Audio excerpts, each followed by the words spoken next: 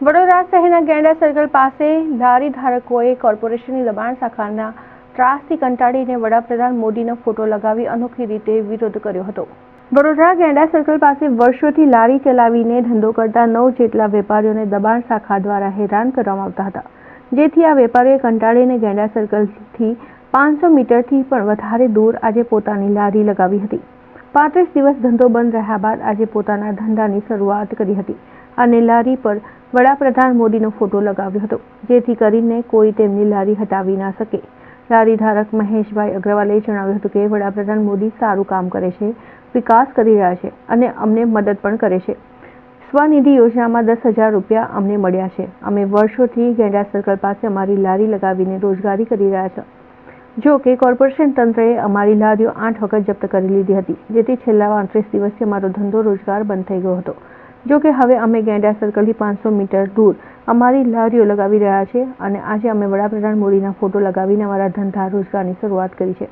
વધુમાં તેઓએ જણાવ્યું હતું કે મોદીજી હવે અમને કોઈ હેરાન ના કરે એવી અમારી માંગણી છે।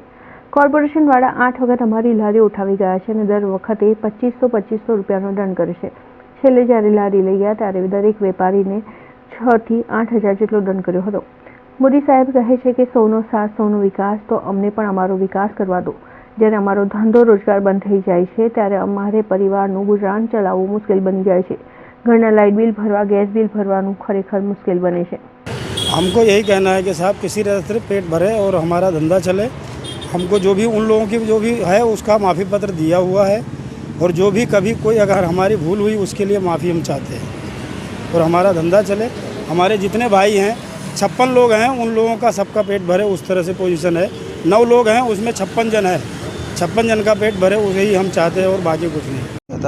ત્યાંથી કોર્પોરેશનનો જે પરિપત્ર ગેંડા સર્કલથી 100 મીટર દૂર અમે એનાથી 500 મીટર દૂરી પર ધંધો ચાલુ કરી રહ્યા છે।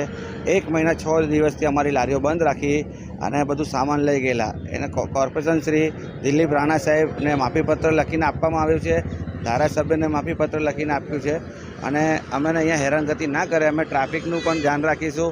દરેક રીતે કોકને તકલીફ ના પડે એ પૂરેપૂરી અમારી જવાબદારી છે।